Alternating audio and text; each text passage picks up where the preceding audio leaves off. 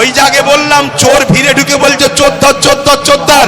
যারা আন্দোলন করছে বিগত দিন তাদেরকে দেখা গেছে যারা ওয়াকফ ঝেড়ে খায় তাদের মুখে মুখ দিয়ে গুজুর গুজুর করেছে। আমার একটু ভাষা খারাপ ভাই, কারণ আমার ছেলে শুকিয়ে আছে, তো আমার ছেলে তো খেতে পাই না, আমি তো গার্জেন, আমার বাচ্চা শিক্ষা পাই না, আমার বাচ্চা গরিব, আমার বাচ্চা কলকাতায় হোস্টেল পাচ্ছে না, পড়তে পারছে না, অথচ কলকাতায় 33 খানা এতিমখানাকে দখল করে রেখেছে শাসক। 33 খানা এতিমখানা রয়েছে কলকাতায়, ভিআইপি জায়গা রয়েছে, ওই জায়গাগুলোতে সব বিভিন্ন প্রমোটিং হয়ে যাচ্ছে, কোটি কোটি টাকা লেনদেন হচ্ছে রাজ ক্ষমতার জোরে। এমনি বলিনি যে রাজ ক্ষমতা দরকার, এমনি বলিনি রাজ ক্ষমতা দরকার। আরে আব্বাস সিদ্দিকী আসবে না, ওই নওশাদকে দিয়েছে, ওটাই থাকবে তোদের সাথে। আমি আমার যেটা করছি করব, কিন্তু তোমাদেরকে ভাবাচ্ছি, তোমরা ভাবো, তোমরা ভাবো।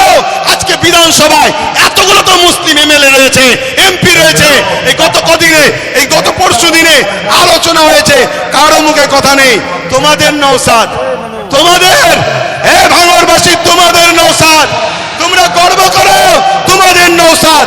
তোমাদের এই ভাঙড়ে পাওয়ার গ্রিগেড যখন তৈরি হয় 3 বিঘে ওয়াকফ জায়গা ছেড়ে নিয়েছে। আমি বলে যাচ্ছি, মিলিয়ে নাও, 3 বিঘে ওয়াকফের জায়গা পাওয়ার গ্রিডের নামে নিয়েছে। পাওয়ার গ্রিডের প্রয়োজন আছে না নাই ভাঙড়বাসী জানে, ও বিষয় যাচ্ছি না, আরো জায়গা আছে তো, কিন্তু ওয়াকফ নিবি কেন? আজকে রাজ্য সরকারকে এখান থেকে বলি, রাজ্য সরকারকে এখান থেকে বলি, আপনাকে 35 বা 36টা এমপি দিয়েছে। আমার সরল প্রাণ ভাইরা, আমার সরল প্রাণ ভাইরা ভালোবেসে দিয়েছে, ঠিক আছে, আপনাকে বিশ্বাস করেছে, এই বিশ্বাসের ন্যূনতম হকটা আদায় করুন। যদি আপনি বিশ্বাসের উপযুক্ত না হন, আগামী দিন আপনার বামফ্রন্টের মতো অবস্থা হবে, সেটা পরের বিষয়, কিন্তু বিশ্বাসের উপযুক্ত হন। এই ভারতবর্ষে, এই বাংলায় 35 বা 34টা এমপি দিয়েছে, 34টা। মনে রাখবেন, বিল অকবার নিলে হবে না। অনেকে বলছেন অকবার নেবে না, অকবার নয়।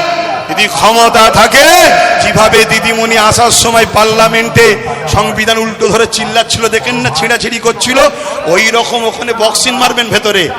কথা বুঝছেন না, বোঝেন না? শেষবার চান্স দিচ্ছি, শেষবার চান্স দিচ্ছি। এই লড়াই সংবিধানকে বাঁচাবার লড়াই, শুধু মুসলমানদের লড়াই নয়, সংবিধানকে বাঁচাবার লড়াই। আপনি সংবিধানের স্বার্থে করেন, আমাদের ভালো যদি নাও চান, কমসে কম সংবিধানকে তো ভালোবাসেন, সংবিধানের স্বার্থে করেন। আরেকটা কথা রাজ্য সরকারকে বলে যায়, সেটা হলো এটাই, আপনার অনেক আইবি লোক আছে, পুলিশ বন্ধুরা রয়েছে, খবর আপনাদের কাছে চলে যাবে ঠিকই। শ্রদ্ধার সাথে বলছি, যে ওয়াদা করেছিলেন ওয়াকফ ফিরিয়ে দাও, ফিরিয়ে দেব, এই ওয়াকফকে ইমিডিয়েটলি ফিরিয়ে দেন। ওয়াকফকে যারা দখল করেছে দখল মুক্ত করেন। এ কথা যখনই বলা হবে, রাজ্য সরকার কি বলে জানেন? যে ওইভাবে বুলডোজার আমি চালাতে পারবো না। কিন্তু আমরা দেখেছি এই রাজ্য সরকার গরিব হকারদের করে বুলডোজার চালিয়ে ভেঙেছে। দেখেছেন না, দেখেন না? তাহলে আমার হিন্দু ভাইরা, হিন্দু ভাইরা, আদি সনাতন ভাইরা, আমরা আপনাদের দুশ্মন নয়, মোদি দুশ্মনের নজর আপনাদের দেখাচ্ছে। চশমা খুলে ভাইয়ের নজরে দেখেন, আপনাদের জন্য আমার জান দিতে প্রস্তুত আছি আমরা, ঠিক না বেঠিক? আমার হিন্দু ভাইরা আমাদের নয়, তাই বলে দিলাম। তবে মনে রাখবেন, যদি মনে করেন, যদি কেউ মনে করেন যে আজ মনে হয় মুসলমানরা ফেঁসে গেছে, এখানে সেন্টারে আমাদের, রাজ্যে আমাদের, সব জায়গায় আমাদের, তাহলে আমি বলবো, সত্য এমন একটা জিনিস, সত্য এমন একটা জিনিস, পৃথিবীর সব মিথ্যা এক জায়গায় হয়েও সত্যকে মিটাতে পারে না। কিন্তু ইনসাফের স্বার্থে, ইনসানিয়াতের স্বার্থে বলে গেলাম। যাক, আমি সংক্ষেপ করছি, শেষ কথা আপনাদের কাছে বলি, আগামী দিন দিল থেকে বলুন, এই লড়াই কি এখানে শেষ না চলবে? এই লড়াই এখানে শেষ না চলবে? এই লড়াইয়ের দুটো পন্থা আছে।